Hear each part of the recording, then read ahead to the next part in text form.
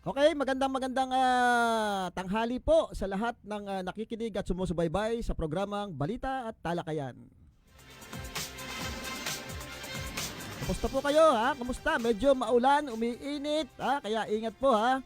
Magdadala po lagi ng payong at bawal po magkasakit sa panahong ito.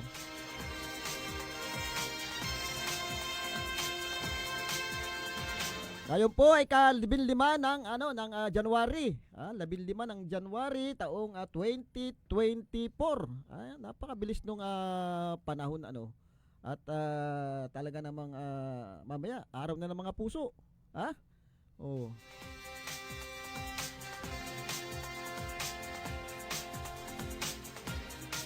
Kumusta po sa lahat ng bayan ng Oriental Mindoro ha, sa lahat po ng mayor sa 14 na bayan ha, kasama na po yung siyudad ng Calapan. Kumusta po ang inyong mga aktibidades sa inyong mga bayan ha? Kumusta po? Maayos po ba? At nagagampanan po ba ng ayos ang inyong mga katungkulan diyan? Mhm. Ay, muling paalala po doon sa ating mga motorista kaunting ingat po sa pagdadrive, lalo na po ngayon, umuulan, umiinit, medyo madulas po yung ating mga karsada ngayon, Delikado po at kailangan ng konting ingat sa pagmamaneho, pagdadrive, lalo na po yung mga nakamotor at yung mga nagdadrive ng tricycle, Lagi pong listo, yung isip, wag malayo. I-check din lagi yung inyong brake, at saka siyempre napaka-importante yung gauge ng inyong gulong. Dapat talagang pag magdadrive kayo ng inyong sasakyan ay kumbaga kung yung sinasabi natin na talaga nakapokus kayo para hindi po kayo na-aksidente at hindi rin naman kayo nakaka-aksidente. Katulad ng sinasabi ko, mahirap po pagka na-aksidente ngayon sa panahong ito, napakahirap ng buhay. Ganun din po ang paalala natin sa mga nagdadrive ng four wheels. Kaunting ingat po. Tayo na may makakarating din sa ating pupuntahan kahit mabagal yung takbo natin.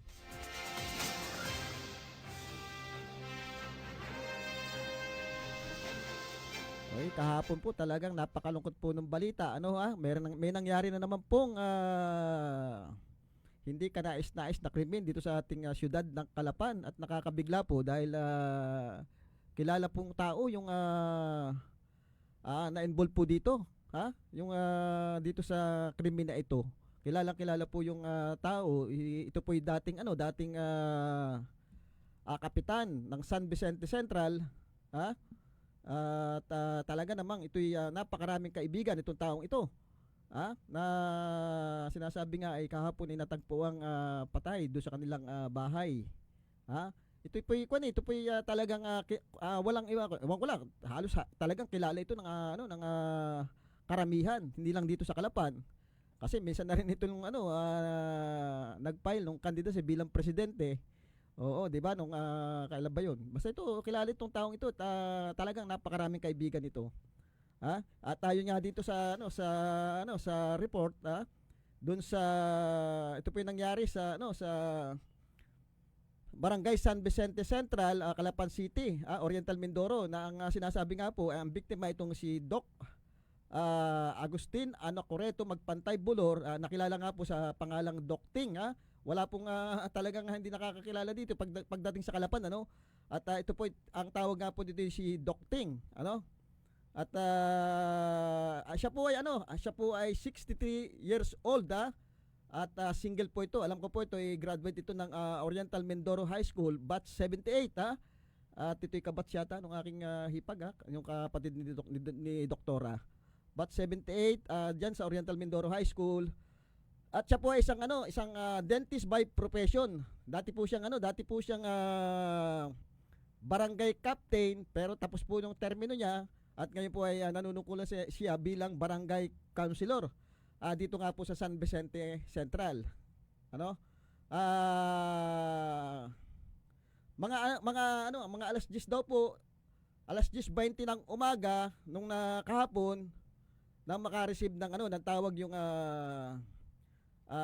police station, galing nga po dito kay Police Corporal James Silon Gutierrez, na pinaalam nga po yung insidente agad dito sa police station, at ang police station naman po ay nagpadala agad ng kanilang mga personnel upang alamin kung totoo nga yung report, at para magkandak na rin ng mga investigation, ano. At ayon nga po do sa sa kapatid dito kay kapatid po ni Doc Ting, kay Cristita Bulor Mangundayaw, noong January 14 po 2024 at about 8:30, mga 8:30 kasi si Doc Ting po madami pong pasyente yan, maaga pa po yung mga pasyente yan ay talagang nakapila na doon sa labas, yung mga pasyente niyang nagpapabulot ng ngipin, nagpapagawa ng pustiso. So siguro nagtataka din po yung mga pasyente bakit hindi pa po nagbubukas si Doc Ting, ay 8:30 na, samantalang pag minsan maaga po ito magbukas. So gayon na rin po yung yung pag-aalala ng kapatid, kaya inutusan itong driver, humingi siya ng tulong para alamin yung kalagayan nga ng kapatid do sa loob ng bahay. So ito pong ito pong driver niya, si Jay Castillo Manggubat, at ito nga po ay nagpunta do sa sa loob ng bahay hanggang sa sa kwarto ni Doc Ting. Pero iba po nakita na niya po dito yung wala na pong buhay na katawan ni Doc Ting, na nakahiga, nakataob yata ito, makita. Yun po yung ilang investigasyon na nangyari diyan sa sa pagkamatay po ni Doc Ting, at hanggang ngayon yata ay inaalam pa ng ating mga kapulisan yung kung sino-sino yung may mga aring gumawa nito.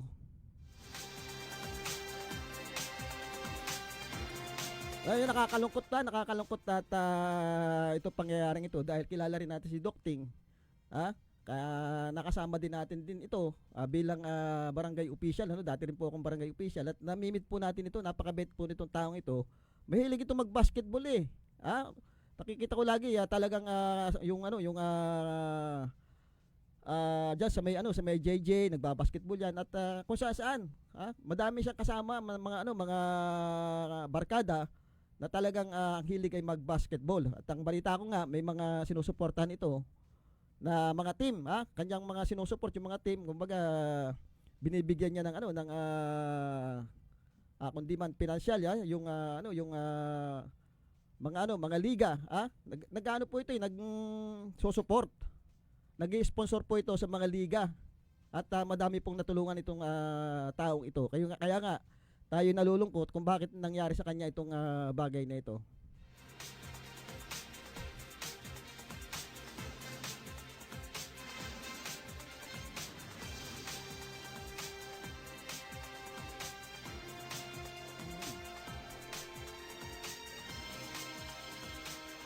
So sana po ay mabigyan agad ng hustisya itong pangyayaring ito, kay Doc Ting Bulor. At alam ko naman na tuloy ang investigation ng ating mga kapulisyan dito sa bagay na ito. Hindi lang po kasi maraming nawalang gamit si Doc Ting Bulor, Alam niyo naman, madami itong alahas. Nakikita niyo pag yung mga suot niya, di ba? Bukod doon yung mga cash ay nawawala. Nawawala yung hindi pa natin malaman kung anong pang magagamit yung nawawala ka dito kay Doc Ting. Napakarami po nitong na-invest ding property. Ito si Doc Ting, hindi lang po dito sa Calapan, kundi kahit sa Maynila po may mga na-invest itong mga property. Bagamat nga wala po itong pamilya, nag-iisa po ito. Kumbaga wala naman po, single siya. Yung kanyang alibangan na lang diyan, yung tumulong sa ating mga kababayan na yung nangangailangan. Madami nagsasabi na talagang pag nakalapit ka diyan kay Doc Ting, ay gagawin niya lahat para matulungan yung taong lumalapit sa kanya.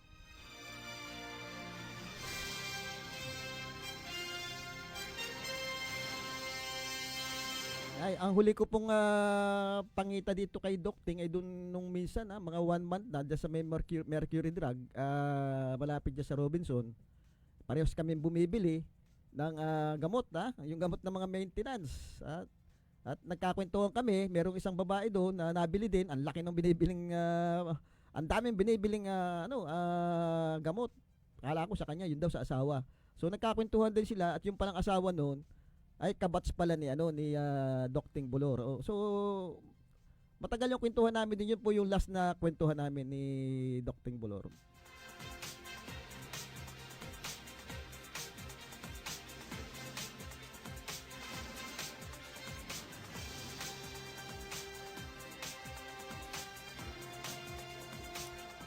Kaya tayo nananawagan na medyo kanyata, medyo maraming krimen nangyayari ngayon dito sa atin sa ating probinsya, lalo na dito sa Calapan City.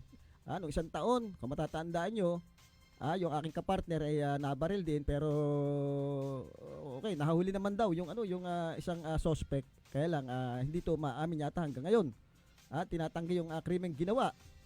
At ang nakalutas pa yata nito ay nakahuli pa yata dito mga NBI hindi itong ating kapulisan. Kaya sana nananawagan tayo sa ating kapulisan na sana bigyan naman ng proteksyon yung ating mga kababayan. Di ba? Sa ngayon January 14 pa lang tatlo na yata yung krimen nangyayari ngayon. Ngayong 2024, ito yung dating kapitan ng mga ngan, Dos Baco na si Marshal Manalo.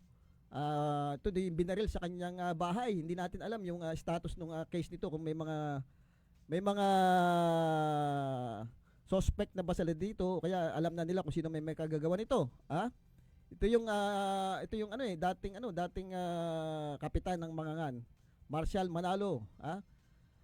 Tapos yung retiradong pulis na si Dante Sadico ng Bansud, binaril sa kanyang partner shop. So di ba? Nakakapagtaka. Talagang sunod-sunod yata itong krimeng ito. Ito nga itong pangatlo kay Docting na masyado nakakabigla dahil itong tao ito hindi naman pangkaraniwan. Kilala ito ng ating mga kababayan. At ang ating mismong Mayor Murillo ay naglabas na ng pabuya kung sinong makakapagturo, kung sinong merong alam dito sa krimeng nangyaring ito, ay merong pabuyang 200,000 yata ang nilaan dito ngayon, para ito'y malutas agad. Kasi nakakabigla nga yung pangyayari na ito, na madaming nabigla talaga at nalungkot nung mabalitaan yung pangyayari na yan. Kasi masayahing tao ito si Docting. Pagkakasama mo ito talagang nakakaaliw kasama ito, at napakabait na tao.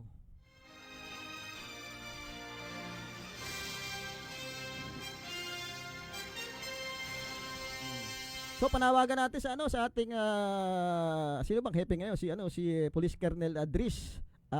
Sana mabigyan agad ng kalutasan itong problemang ito. Yung nasan ba yung intelligence fund natin, paganahin natin. Ang laki ng intelligence fund ng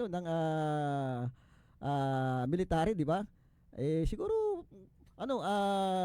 dapat ito'y mapakinabangan natin sa mga ganitong kaso. Hindi lang doon sa gagamitin natin sa insurgency. Sinasabi insurgency wala na daw pero bakit pagka parang hanggang ngayon pinagkakagastusan yung intelligence fund pagdating sa ganyan? Mas maganda siguro yung intelligence fund natin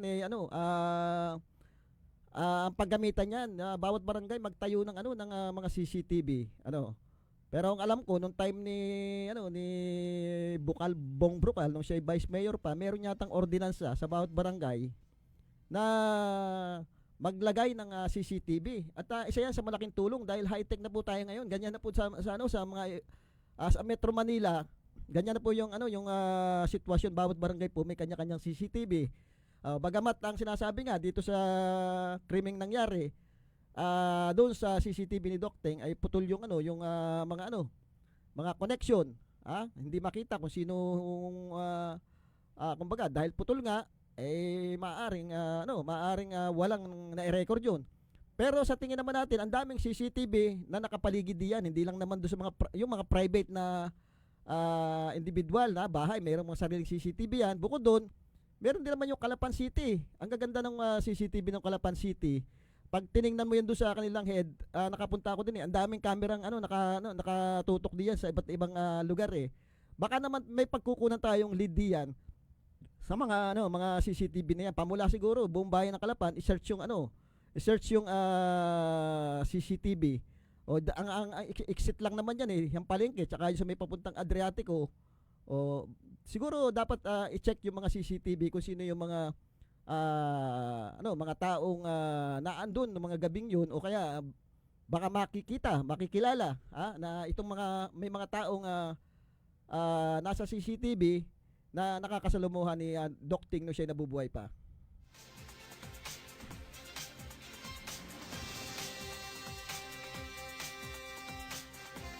So So siguro yung mga kabats ni Docting, batch 78, dyan sa Oriental Mindoro High School, ay nalulungkot din, ano, at alam ko minsan may mga reunion mga yan, nakikita-kita, at nakakabigla talaga yung pangyayari na hindi mo iisipin mangyayari yan sa ano sa sa gitna ng bayan, ano, ay kung tutusin gitna ng bayan yung ano yung bahay ni Docting. Napaka napaka at saka ay halos magkakadikit po ang bahay doon eh. Halos magkadidikit ang bahay doon at parang magkakakilala po doon sa lugar na pinangyari ng krimen. Kaya maaari siguro madaling malutas yung kwan na yan, yung krimen na yan. Kung gagawin siguro lahat ng ating kapulisan yung kanilang resource para ma-solve yung mga krimen na yan. Hindi lang naman yung krimen na yan eh, pati nga po yung nangyari doon sa Baco at yan nangyari dyan sa sa Bansod yata yan. Kaya dating pulis Dante Sadicon, ay siguro dapat malutas lahat yung mga yan para magkaroon tayo ng kahit pa paano naman yung ating mga kababayan ay magkaroon ng ng peace of mind, ano, na at least nahuhuli yung mga gumagawa ng krimen. Kaysa hindi nahuhuli, pag hindi po nahuhuli yan, naroon po lagi yung takot ng ating mga kababayan dahil gumagala pa po yung mga yan.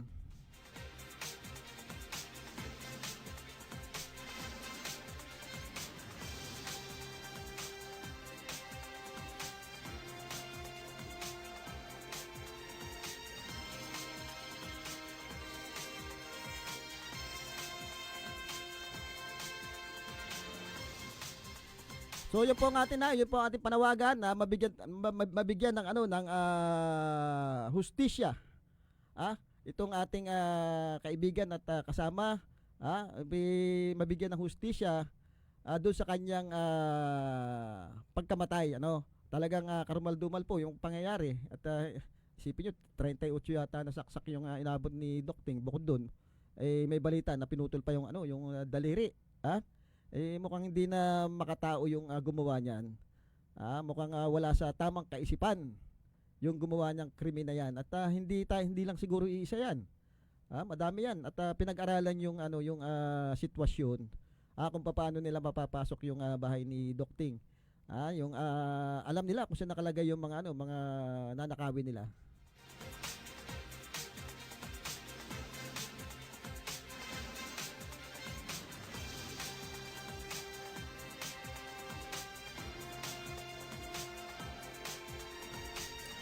Ay, kaunting panawagan serbisyo publiko para dito sa ating mga kawawang manggagawa dyan sa provincial hospital. Hindi natin alam kung ano nagiging problema diyan. Pero panawagan, babasahin natin baka sakaling marinig nung mga nanunungkulan diyan kasi yung kanila daw sweldo ay delay ba. Good morning po sir. Grabe talaga sir kung problema ng nagdaang taon. Ganoon pa rin this new year. Dalahin pa rin ng mga toxic na pinapagawa at mga hinaing ng mga manggagawa na walang security of tenure. Yung ilan kanila dito nasa 20 years na in service, wala pa ring security of tenure. Yung iba malapit na mag 30 years dito, contractual or job order pa rin dito na tinubuan ng puti ng buhok. Pero di man lang mabigyan ng item, samantalang yung iba dito ipso facto may item na agad. Yung siguro mga bago may item agad pagpasok pa lang dahil daw sa connection. At yung iba naman napakaswerte, 1 to 3 years may item na agad. Ganong kalakas sir yung problema sa sweldo, hindi man lang magawa ng paraan. Pero yung papugi ay wala pa ring sweldo ng December 2023. Dapat may hindi na pakinabangan yung sweldo nila nung December. Hanggang ngayon di pa pala nabibigay. Yung PhilHealth share ng Kawani nasaan na? Yung HIA ng Kawani 2022 nasaan na? Ay talagang sobra pa sa pagong ang sistema. Nakakaawa po dito sir yung maliliit na manggagawa, tapos dito lamang umaasa para sa kanilang pamilya. Kaya buhay na buhay dito, negosyo ng mga hilaw na Bombay. Meron pa nga dito, sobra pa sa Bombay, magpatubo. Matalino na pa yung Bombay. Patalino pa daw sa Bombay. May SPA and waiver pa. No choice yung kawawang manggagawa na walang security of tenure, kundi lumapit kumapit patalim na lamang sa Mumbai para mapunan ang pangangailangan ng pamilya. Pasyente dito nabili pa rin ng gamot o iba pang pangangailangang medikal sa labas ng hospital if ever na wala silang available sa butika ng hospital na dapat sana ay priority ng nasa gobyerno. Yan po panawagan po yan ng isang manggagawa diyan sa sa dakilang manggagawa diyan sa Oriental Mindoro Provincial Hospital. Matagal na po natin pinananawagan yan. Hindi lang natin alam kung bakit ano po ang nagiging problema diyan sa lagi po yung sweldo ng mga kawani ang nirereklamo. Lagi daw pong delay. Bukod doon, yung hatian sa PhilHealth at yung pong yung kanilang mga benefits na kailangan pang matanggap ay hindi pa natatanggap. Isipin nyo, 2022 pa. Yung December 2023 na sweldo hanggang ngayon yata hindi pa rin nila natatanggap. Yung po dito sa nagpadala sa atin ng text humihingi ng tulong. Kaya nga po sana ang pinagdadasal natin mapabilis po yung ginagawa ni Congressman Arnan Panaligan na ma-convert na po yan sa pagiging regional hospital, yung Mimaropa Regional Hospital para po national na at yung DOH nakahawak po ng lahat ng patakaran diyan. Kasi pag nahawakan po ng DOH yan, pag na-approve na po yan ay DOH na po at national na po ang hawak niyan, magbabudget yan. Yung budget po ng provincial government natin na inilalagay diyan, maaring kaya siguro laging delay yan, hindi natin alam baka naman talagang kulang sa sa budget. Ngayon, kung ang national na po yan masusolusyon na po yung laging pagka-delay ng sweldo diyan, yung benefits po maibibigay po agad yan. At kung ano po yung mga benefits ng manggagawang national sa mga hospital ay yun na rin po ipatutupad diyan sa gagawing Mimaropa Regional Hospital. At ang kagandahan niyan yung ating provincial hospital na maaaring kulang yung binabudget diyan ay mapapakinabangan at may lalagay na sa ibang proyekto yung dating ibinabudget nila diyan na pera para diyan sa provincial hospital. Kasi national na po magbabudget diyan. Maiiwasan po diyan yung mga palakasan sinasabi natin yung mga pag malapit ka daw sa sa tungko nauulingan ka, di ba? Maiiwasan po yan pag national na po yung nahawak niyan dahil based doon sa mga performance na nila ang pagbabatayan diyan. Alam ko po meron talagang mga na re-regular diyan sa provincial hospital na hindi naman yung kanilang talagang expertise, designation ay napupunta sa kanila yung mga item na yun. At dahil lang po yun sa totoo po may palakasan naman talaga nangyayari. At yan ay parang pinag-ugatan niya sa atin sa gobyerno yung palakasan na kaya siguro yan ang dapat na tinatanggal. Ipanalangin natin yung ginagawa ni Congressman Arnan Panaligan. Total na-note po na yan na-approve na po yan sa Congress, at tataas na po yan sa Senado. At ang sabi nga ni Congressman Arnan Panaligan ay pag nasa Senado na yan, medyo madali-dali na yan dahil kahit paano madami rin namang kaibigan at kaalyado ang ating congressman diyan sa Kongreso ay at saka siguro napapanahon talaga. Kita naman nila yung problema diyan sa ating sa provincial hospital. Napapanahon na talagang dapat maaprubahan na yan. At hindi naman, siyempre, pag na-approve yan, hindi naman ganun kabilis yung pagbabago diyan. Utay-utay po yan yung mga gamot natin ay posibleng mapuna na yung mga gamot na pangangailangan diyan.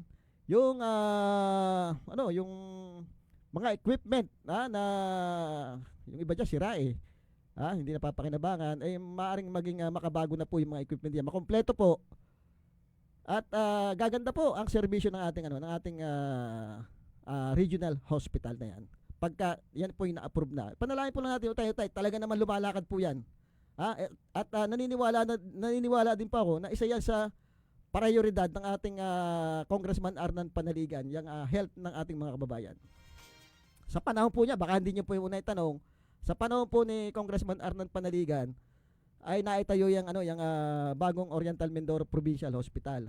Nung maitayo po yan, nung siya governor pa, talaga pong napakaganda ng lugar na yan, napakalinis at walang problemang nangyayari. Kung may problema man po, hindi ganyan po kagrabe na talagang kahit gamot ay walang maibigay. Nung panahon po niya ang tingin ko naka-aircon pa yata yung ibang room diyan Talagang mayroon pong doon niyo po makikita yung puso eh. Pag ang puso mo ay sa paglilingkod ay doon talaga nakatutok doon sa mas pangangailangan, mas prioridad na pangangailangan ng ating kababayan, bay nakakatuwa po. At syempre hindi lang naman yan lang yung hospital na naipagawa ni Congressman Arnan Padaligan nung siya governor pa. Makikita nyo, di ba, sa South, sa Pinamalayan, meron po siya dyan mga pinatayong community hospital na napapakinabangan po hanggang ngayon. Yun nga lang, yung mga sumunod na siguro na nangkulan, napabayaran yan. Pero ngayon naman po ay parang inaayos po yung ating mga community hospital diyan sa parting South po.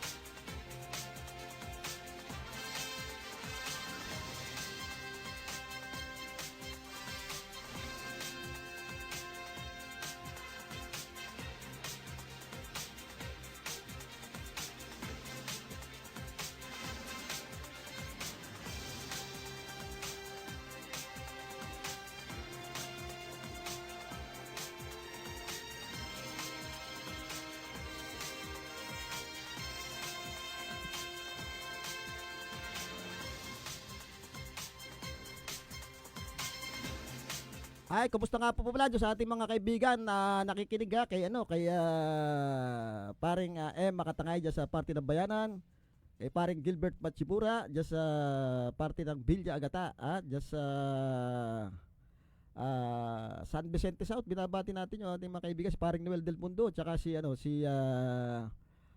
yung birthday ni Kapitan Larry Atcha pala dyan isang araw, belated happy birthday Kapitan Larry Atcha.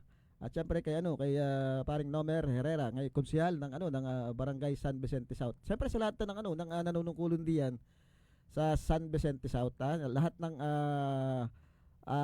opisyales ng barangay, binabati natin ng isang magandang tanghali. Ganun din diyan sa parte ng Barangay Salong, binabati natin yung ating kaibigan diyan si Barangay Captain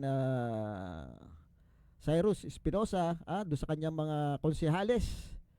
Doon sa lahat ng BHW, lahat ng Barangay Tanod, binabati natin ng isang magandang tanghali.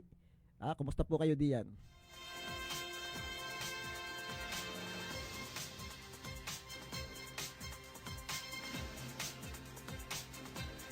Ayun nung isang isang linggo na ba nakakaraan nung mabalitaan natin na medyo nagkaroon yata ng pagpupulong diyan sa parte ng Silunay, Maedlang, tungkol po dito sa pagdidredging ng ating kailugan. At syempre merong balita dyan si kasamang Noy Laurente, gusto kong basahin itong balita niya na nilabas sa Manila Times, tapos medyo komentuhan natin ng konti, Oriental Mindoro, the plan to dredge a major river system here supposedly address the flooding in the city hit a snag after member of the city council invoke a city ordinance banning mineral extraction during a public consultation organized by the project proponent. City Councilor Federico Cabaylo Jr. said they believe that dredging will not solve the flooding problem in the city. Instead, the government should devise a comprehensive program that would address the most root cause of flooding. Cabaylo made the rejoinder during a public scoping held at the covered court of Barangay Silunay, here where residents from barangay villages that would be affected by the project and other stakeholders were in attendance. Since I was a child, this flooding has been happening and we have been dredging our river even then. But look at us now, every time that there is heavily rainfall, our low-lying areas are flooded, Cabaylo said in Filipino. City Council Committee on Environment Chairman Rafael Panaligan, who also attended the public scooping, said that the city has an ordinance banning all form of mineral extraction in the city, and the proposed dredging project can be considered as a form of mining, since the material that would be dredged would be brought outside the province and would be used for commercial purposes. We are not against the project per se. Any development program that would benefit the city is always welcome to us. But we in the Sangguniang Panlungsod City Council believe that this dredging threatened the life and livelihood of residents in the affected area, Panaligan said in Filipino. Panaligan claimed that the project would only excavate the middle portion of the river, adding that during the rainy season, this would again be filled with sand. Majority of the residents who attended the scooping and asked by the Manila Times expressed their apprehension toward the project.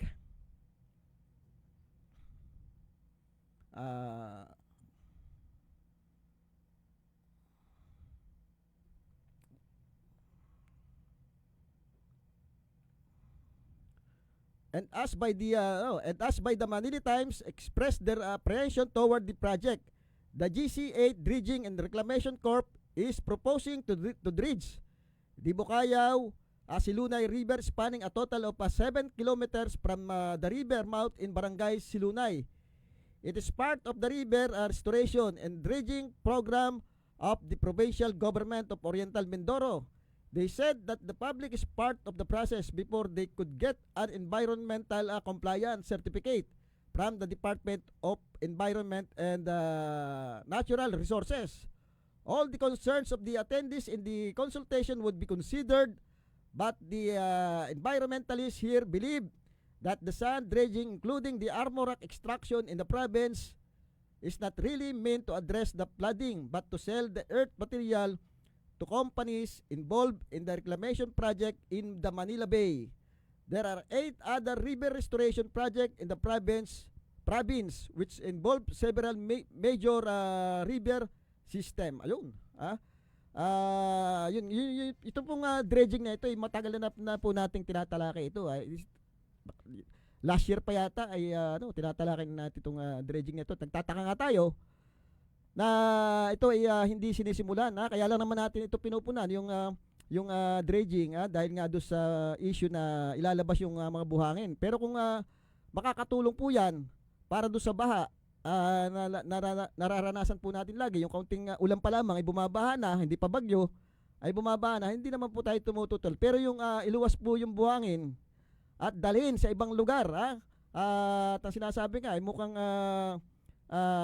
pang-commercial itong paglalabas nung ating mga earth material na ito at dadalhin doon sa sa Manila Bay. Minsan napicturean ko po yun nung isang last year nasa isang hotel po ako, napicturean ko po yung reclamation area na na ginagawa diyan sa Manila Bay. At ito'y pansamantalang panitigil yata noong panahon yun. Nung panahon yun dahil nga maraming nag-o-oppose diyan sa reclamation project diyan sa Manila Bay dahil hindi rin daw po makakaganda sa mga karatig lugar nung Manila Bay yung ginagawang reclamation. Mukhang may problema din po sa environment yung gagawing reclamation diyan sa Manila Bay. At dito po sa atin sa probinsya matagal na pong issue yan. At ang alam natin ito'y na-approve nung Sangguniang Panlungsod nung last year pa yata. Nung last year pa yata ito na aprobahan, pati yung kasama po yung armor rack na tinututulan nga po ng ating mga kababayan. Kung matatandaan nyo po nung isang taon, 'di ba, nagkaroon ng malawakang pagkilos yung ating mga kababayan. Sinasabi nga nila, maliit lang daw yung mga nagprotesta pero natigatig sila at binago nila yung ilang provision doon sa ordinansang ipinasa nila tungkol sa armor rack. Bagamat may problema pa rin yung pagbabago nila, hindi naman lahat ay talagang kumbaga parang pinagbigyan lang na kaunti yung ating mga kababayan tumututol. Pero ganun pa rin po yung forma, talagang malawakan pa rin pong pagmimina ng buhangin yung gagawin sa atin. At yan pag sinabi niyo malawakang pagmimina, illegal po yan. Dahil meron po tayong batas na 25 years mining moratorium na umiiral hanggang sa ngayon. Yan po ay yung panahon pa ni ano ni dating Governor Bart Marsigan, kasi si Governor Bart Marsigan talagang ito eh. Talagang ito ay agriculturist ito eh. At ang gusto niya mangyari nung panahon, kundi nga lang siguro ito kung nagtuloy-tuloy siguro itong nanungkulan, baka siguro tayo na talaga yung nagsusupply ng pagkain dito sa buong Mimaropa, ng mga pagkain agricultural. Kasi yun ang yun ang vision niya, talagang paunlarin yung agrikultura dito sa Oriental Mindoro at tinutulan itong 25 years mining moratorium nung panahon na yun, kahit may mga pressure, malaki binabayad do sa ating mga bukal, ay hindi nila napapayag na aprubahan yung sinasabing Mindex, yung nickel project nung panahon na yon. Kasi ang tingin nga ay makakasira ito sa ating kalikasan, lalong-lalo na doon sa ating mga kabukiran. Maapektuhan ng malaki yung ating mga kabukiran.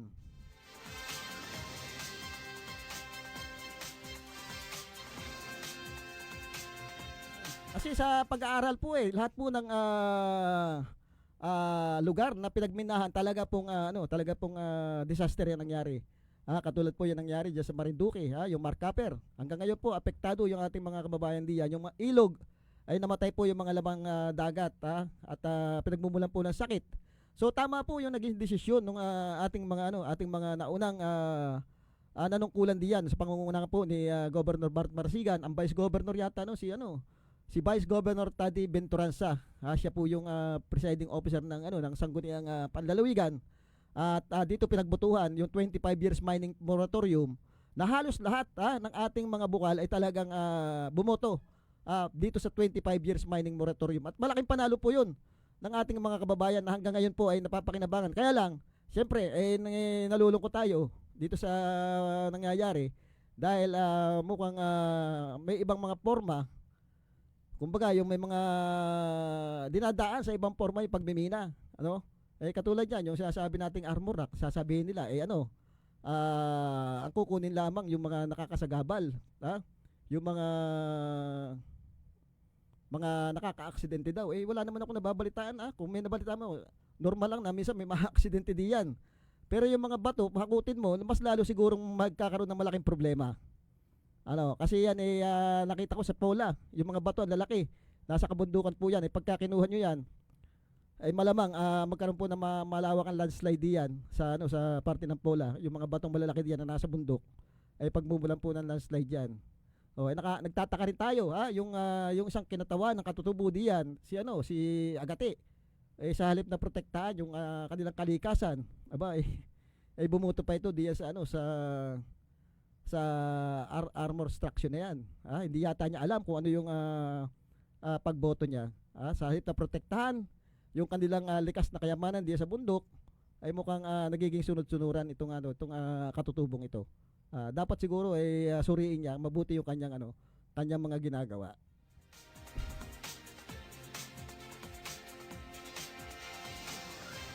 At sana ma-approve na rin yung alam ko diyan pagdating sa ganyang mga mining. Merong bill si Congressman Arnan Panaliga na talagang yan ang kung ma-aprubahan yun ay matitigil talaga yung pagmimina na yan.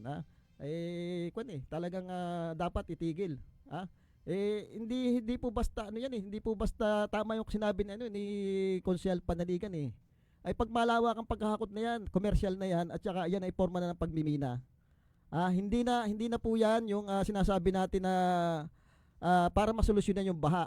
Palabas na lang po yung yung sinasabing para solusyonan yung baha. Dahil ang purpose talaga diyan, hakutin yung ating mga buhangin at talagang ang laki ng demand ng buhangin ngayon sa buong mundo. Ang Palawan, ang Palawan po sa totoo lang, hindi po nila ginagamit yung sarili nilang buhangin sa mga construction, yung mga paggagawa ng building. May kaibigan po ako dyan sa Palawan, may kabats po ako diyan na naandyan po, na ang trabaho ay dyan sa bentahan ng mga buhangin.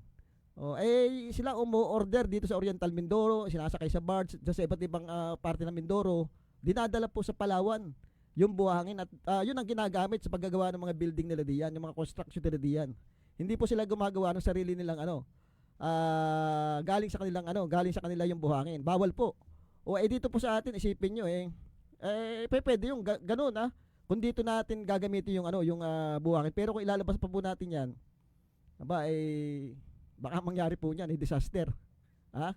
Ay pag-aralan po natin mabuti. Doon sa mga nanunungkulan po sa atin, sa kay Vice AJ Falcon, pag-aralan po mabuti yung yung sinasabi nating dredging na yan. Baka naman po may ibang solusyon at saka mukhang mukhang eksperto ba yan mga yan sa sinasabi nating river restoration. Kaya mangyari niya mamaya baka pagka drenaging nila ng drenaging yan, yung tubig alat pumasok po diyan. Ay mas lalo pong delikado do sa ating mga palayan niya pag pumasok yung tubig alat na yan. Sa ating sa halip na palabas yung yung tubig baka papasok. Mukhang ang intention lamang hakutin yung buhangin. Yun ang lumalabas Yun ang lumalabas, hindi talaga walang malinaw na pag-aaral kung aprobado nga ba ang pagdidredging diyan sa ating mga kailugan. Sana kung i-dredging yan, ilagay sa tabi.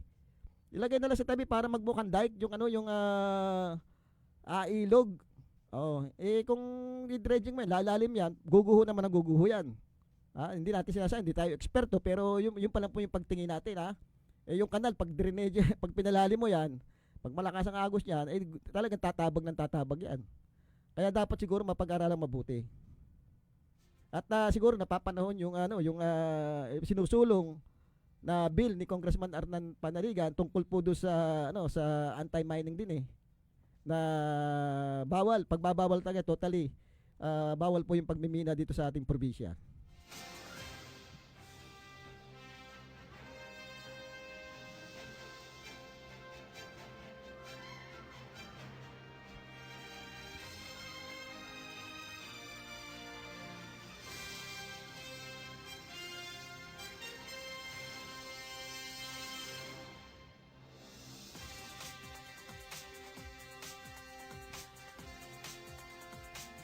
Okay, may bago na naman pong pinasinayan ang aksyon, gobyerno at inisyatibo sa larangan ng legislatura. Ito po yung Agila.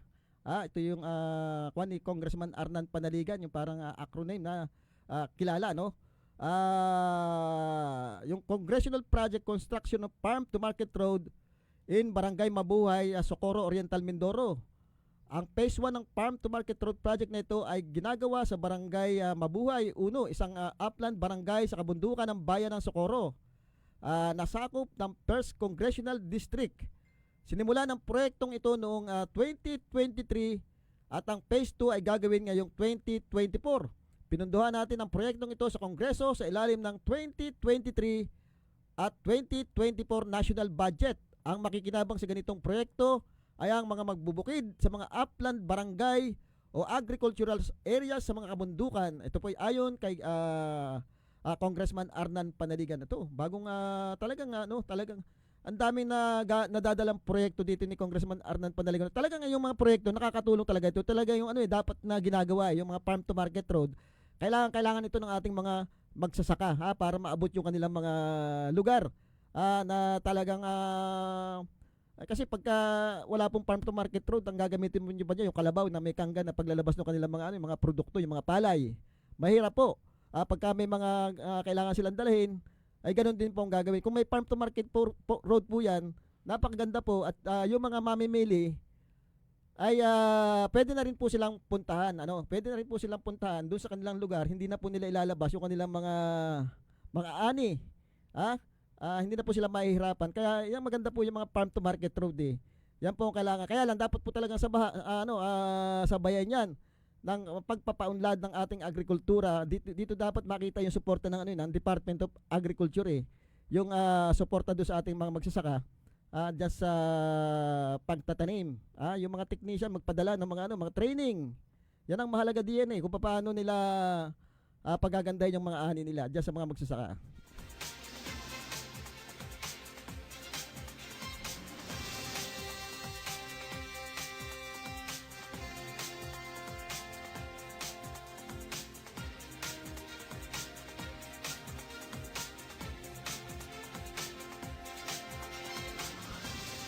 Sa pang-project po ni Congressman Arnan Panaligan, ito pa rin po ay nakapaloob sa Agila Congressional Project o aksyon at inisyatibo ng gobyerno sa larangan ng legislatura. Yung inauguration po ng 2-story multi-purpose building ng Barangay Poblasyon 1, Nauhan, na pinondohan naman ng pinondohan ang proyektong ito sa Kongreso sa ilalim ng 2023 National Budget, kasama kasama niya sa pagpapasinaya sina Board Member Josin Niria, Nauhan Vice Mayor Great de los Reyes, Barangay Poblasyon 1, Barangay Punong Barangay Elner Ebora, mga kagawad ng Sangguniang Barangay at Sangguniang Kabataan. Ganon din ang iba pang barangay leaders. Ang pagbabasbas ay sinagawa ni Father Tom Prela ng San Nicolas di Tolentino Parish. Yan po ay ayon kay Congressman Arnan Panaligan. Kanina po ay napaka-traffic po kanina diyan sa parte ng Lalod hanggang doon sa may MMG. Ito naisip natin yung mga sasakyan dapat siguro meron tayong mga alternative road na katulad yung naging project po ni Congressman Arnan Panaligan diyan sa labas ng Santa Isabel, Ginubatan, diyan sa may Santa Isabel, Patchoka, Balite. Napakaganda po niyang alternative road na para hindi po magsikip yung ating traffic siguro kulang lang po ng mga signage yung mga ating siguro dapat ito city government ang gumagawa ng mga signage na pwedeng pumunta rito yung mga biyaheng Bako, biyaheng Kanubing, biyaheng Puerto Galera na hindi nadadaan ng bayan. Pwedeng dito na may divert yung pagdaan nila. Dito sa ang labas mo na Santa Isabel. Yung mga pwedeng pumunta ng nasa palengke, napupunta pa rin diyan sa parte ng Nauhan, yung Santa Isabel. Yung papuntang Kanubing, Puerto Galera, Bako. Pwede rin dumaan po diyan sa sa may Tibag, papasok kayo doon sa may sa Tibag ang labas niyo po niyan doon sa may simbahan ng Tibag, lalabas na po kayo doon sa Santa Isabel, dire-diretso na po niya yung lugar na yan at napakaganda po yung daan na yan. Dapat lang po siguro malagyan ng mga signage yung daan para alam ng ating mga motorista kung saan sila lalabas. At napakaganda po yung alternative na daanan. Yan ginawa, yan naging project ni Congressman Arnan Panaligan na yan, Santa Isabel na yan. Napakaganda po para ma-divert yung sobrang traffic po dito sa ating sa ating bayan. Yung mga hindi naman po talagang diretso na ng Bako, ng Nauhan, na hindi naman dadaan dito, wala nang dadaanan, pwede na po diyan magdire-diretso. Labas na po kayo ng Santa Isabel diyan sa may Ormeco. Baka hindi po alam yun ng ating mga ibang motorista pa. Ay subukan nyo po dumaan diyan. At napakaganda po yung daan diyan sa lugar na yan. Makikita nyo yung Palayan, Palayan, makikita nyo para kayo nasa parang farm to market road na rin ito Itong daang ginawa ito ng naging project ni Congressman Arnan Panaligan na ito parang farm to market road dahil puro Palayan yung paligid malilibang ka pag dumaan diyan. At syempre yung hindi ka rin iitang ulo sa sobrang traffic ngayon dito sa sa main road. Siguro dapat maglagay ng mga signage. Suggestion natin maglagay ng mga signage diyan sa may sa mga entrance ng papunta diyan sa Santa Isabel na doon sa may Mogas. Pwede maglagay sila ng signage diyan. Pag sa Tibag pasok mo, pwede silang maglagay ng signage diyan na ang labas na ay doon sa mga doon sa Santa Isabel na. Ay di libre ka sa dire-diretso yung biyahe mo diyan pag diyan ka dumaan. Yung iba yata diyan yung ibang nakakatuklas na dumaan diyan na dumadaan yung papuntang mga Kanubing. Diyan na dumadaan sa lugar na yan.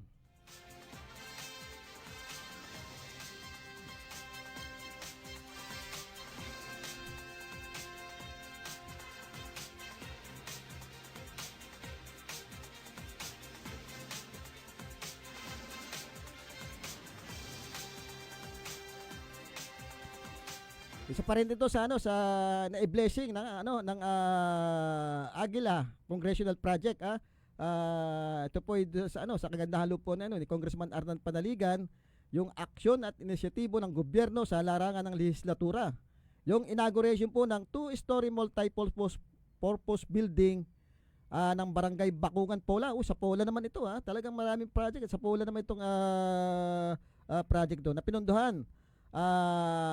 Ang proyektong ito sa Kongreso sa ilalim ng 2023 National Budget at kasama niya dito sa pagpapasinaya sina Paula Mayor Jennifer Cruz, Vice Mayor Marvin Rivera, Sangguniang Bayan members, Barangay Bakungan, Punong Barangay William K, mga kagawad ng Sangguniang Barangay at Sangguniang Kabataan, ganun din ang iba pang barangay leaders. At ito po ay ayon kay Congressman Arnan Panaligan. Ito po yata mga multi-purpose building na ito ay ito po yata ang gagawin mga para mga health center na ng bawat barangay. Mukhang ihiwalay na po sa barangay yung opisina mismo ng health. Magkakaroon na sila ng mismong center, yung barangay health center na sinasabi natin. Napakaganda po niyan.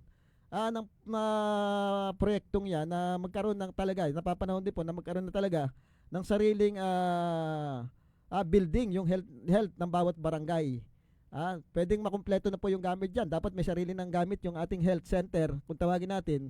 At siguro isang sunod dyan na dapat mangyari yung pwede sana na paminsan-minsan may dadalaw na doktor do sa bawat barangay para ma-assist yung ating mga kababayan na may sakit. Pwedeng magpadala ng doktor paminsan-minsan.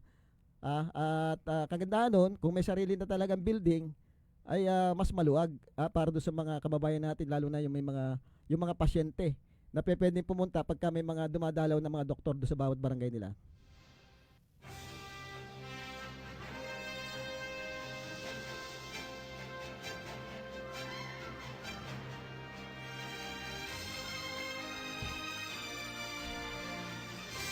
Ayun balik po tayo do kay tayo po ay nakikiramay sa pamilya po ni Doc Ting. Yung isang kapatid po niya, kabats ko ng elementary, konsyal din po ng barangay San Vicente Central, si May Bulor, ay kabats ko po ng elementary, kaklase ko. Tayo po ay lubos na nakikiramay sa pamilya po ni Doc Ting. Plano ko pa sanang kumuha kanina ng barangay permit diyan doon sa business permit tsaka kasi yung clinic namin nandiyan sa may sakop ng San Vicente Central. Sabi ko baka walang tao ngayon sa barangay, pero titingnan natin mamaya. Kailangan nating mag-renew ng ating mga business permit yung sa clinic ay titingnan po natin kung bukas po, at siyempre makikibalita na po tayo ng personal doon sa pangyayari. Alamin din po natin kay Police Colonel Dress yung latest do sa kasong o yung pag-iimbestiga do sa kaso. Napaka grabe naman po yung nangyari, karamol-dumol po yung nangyari. Parang kung iisipin ko na mangyayari po, parang wala rin po sa katinuan yung gumawa nito. At naniniwala po tayo hindi ito iisa itong gumawa nito. Krimen na ito. At yun siguro ang isang nakikita natin na lahat siguro ng CCTV ngayon ng Kalapan na malapit diyan ay imbestigahan nila, at baka sakaling may makuha silang information o lead do sa kaso na na tinutuklas kung sinong may kagagawan yan. At syempre yung mga motibo tingnan, at yung intelligence fund paganahin natin yung intelligence fund natin. Di ba? Laki ng intelligence fund natin Pero nagtataka ako pagdating sa mga krimen parang parang napakahina ng intelligence ng ating mga kapulisan. Yun nga sugal daw di ba? Talamak yung sugal sa atin. Hindi yata madali na intelligence fund itong mga sugal-sugal nito, kasi yung utak ng mga nagpapatakbo dito natatawa na lang tayo. Wag naman yung puro sa insurgency na lamang. Yung sinasabi natin insurgency mukhang sila na mismo nagpapakalat na wala na daw yan Pero bakit yan pa rin ang pinagkakagusto sa natin? Baka naman yung intelligence fund dati hindi na ginagamit ng tama para sa insurgency. Ito'y ginagamit na laban doon sa mga reklamador. Yung mga reklamador na sinasabi nating nakakakita kamali ang ginagawa ng ating gobyerno. Sana naman wag naman ganun hayaan natin sila kung ano yung nakikita nila. As long na wala naman dalang armas yung mga yan, wala naman dalang baril yung mga yan, hindi natin masasabing mga terorista yung mga yan, o kaya mga NPA yung mga yan. Kaya sana masolve po agad yung krimeng nangyari. Hindi lang po yun yung nangyaring 3 krimen na yung sa Baco at saka sa Bansud, ay sana mabigyan pansin po ito, kasi habang hindi po ito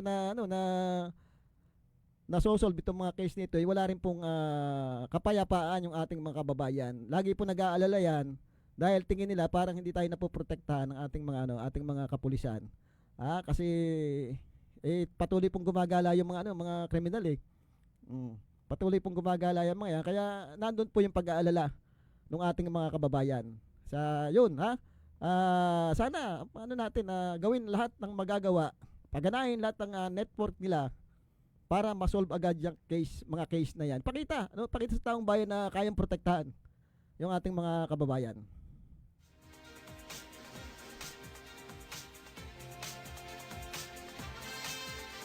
Okay, muli po at dumating na po tayo sa puntong pagtatapos ng ating programa.